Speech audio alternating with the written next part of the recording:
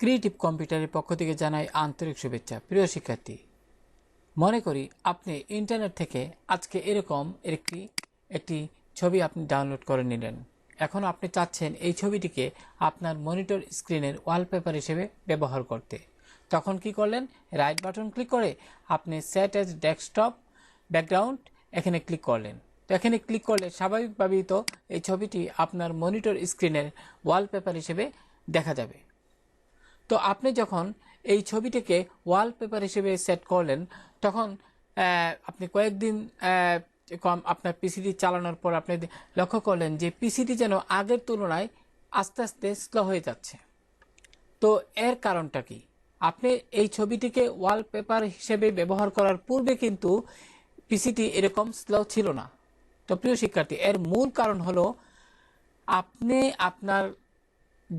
আপনার মনিটরের যে রেজলিউশন, সেই রেজলিউশনের সাথে কিন্তু এই ছবিটির রেজলিউশন সামঞ্জস্য না হয়, এই সমস্যাটি সৃষ্টি হয়েছে।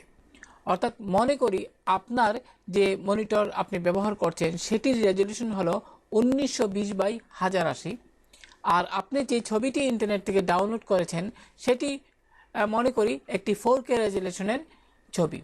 তো বিষয়টি যদি আপনাদের একটু স্পষ্ট করে দেখাতে চাই, তাহলে এই ছবিটির উপর মাউসের রাইট বাটন চাপুন এবং প্রপার্টিজে ক্লিক করুন।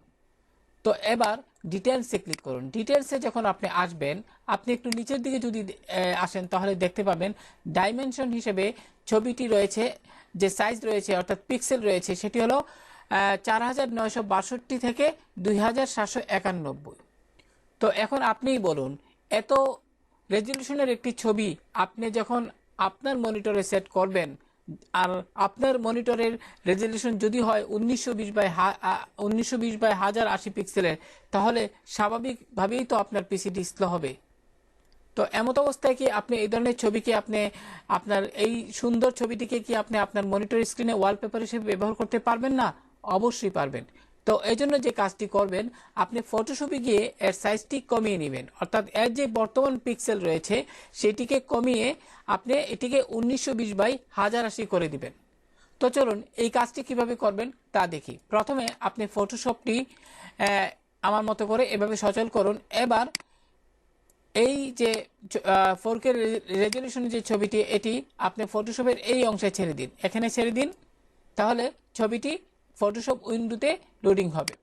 প্রিয় শিক্ষার্থী, এবার যে কাজটি করবেন সেটি হলো আপনি ইমেজ মেনুতে যাবেন এবং এখান থেকে ইমেজ সাইজ, তারপর এখান থেকে যে কাজটি করবেন, যেহেতু মনে করি আপনি যে মনিটরটি ব্যবহার করছেন তার রেজলিউশন হলো 1920x1080, তাহলে এখানে প্রথমেই উপরের যে বক্সটি রয়েছে সেখানে আপনি টাইপ করুন 1920, তারপর হাইট হিসেবে আপনি টাইপ করুন 1080।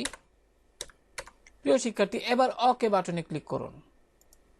তো ওকে বাটনে ক্লিক করার পর খেয়াল করুন ছবিটি কিন্তু আগের তুলনায় ছোট হয়ে গেছে। এমত অবস্থায় আপনি ফাইলে যান এবং সেভে ক্লিক করুন।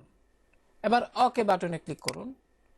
এবার ফটোশপ উইন্ডোটিকে আপনি ক্লোজ করে ফেলুন। তো লক্ষ্য করুন ছবিটি ছিল এটি। এবার যদি আমি এই ছবিটির উপর পুনরায় রাইট বাটন ক্লিক করি, প্রপার্টিসে যাই এবং এখানে ডিটেলসে ক্লিক করি, তাহলে কিন্তু লক্ষ্য করুন এখানে কিন্তু ছবিটির সাইজ আগে যে পিক্সেল ছিল তার তুলনায় অনেক কমে গেছে, অর্থাৎ এখন এর ডাইমেনশন হলো 1920x1080। এবার ওকে বাটনে ক্লিক করে আপনি যখন ছবিটি এখানে ডাবল ক্লিক করে রাইট বাটন ক্লিক করে আপনি সেট অ্যাজ ডেস্কটপে ক্লিক করলেন, তখন কিন্তু প্রিয় শিক্ষার্থী ছবিটি এভাবে আপনার মনিটর স্ক্রিনে ওয়ালপেপার হিসেবে সেট হয়ে গেল। তো সবচেয়ে মজার বিষয় হলো এই ছবিটি কিন্তু আপনি ওয়ালপেপার হিসেবে সেট করাতে কিন্তু এখন আর আপনার পিসিটি স্লো হবে না, কারণ এই যে ছবিটি রয়েছে সেটি হলো আপনার স্ক্রিন, আপনার মনিটরের যে রেজলিউশন রয়েছে এটির সাথে সামঞ্জস্য রেখে কিন্তু আপনি এই ছবিটি এখানে সেট করেছেন। তো আশা করি প্রিয় শিক্ষার্থী এই বিষয়টি আপনারা জানতেন না, আজকের এই টিউটোরিয়ালটি দেখে আপনারা বুঝতে পারলেন যে কোনো ছবি ইচ্ছে করলেই আপনার মনিটরের স্ক্রিনের ওয়ালপেপার হিসেবে সেট করা ঠিক না। প্রথমে আপনি দেখে নেবেন যে এর রেজলিউশনটা কত, কারণ 4K রেজলিউশনের একটি ছবি আপনি সাধারণত 1920 বাই 1080 পিক্সেলের মনিটরে যদি আপনি সেট করেন তাহলে তো পিসি একটু স্লো হবেই।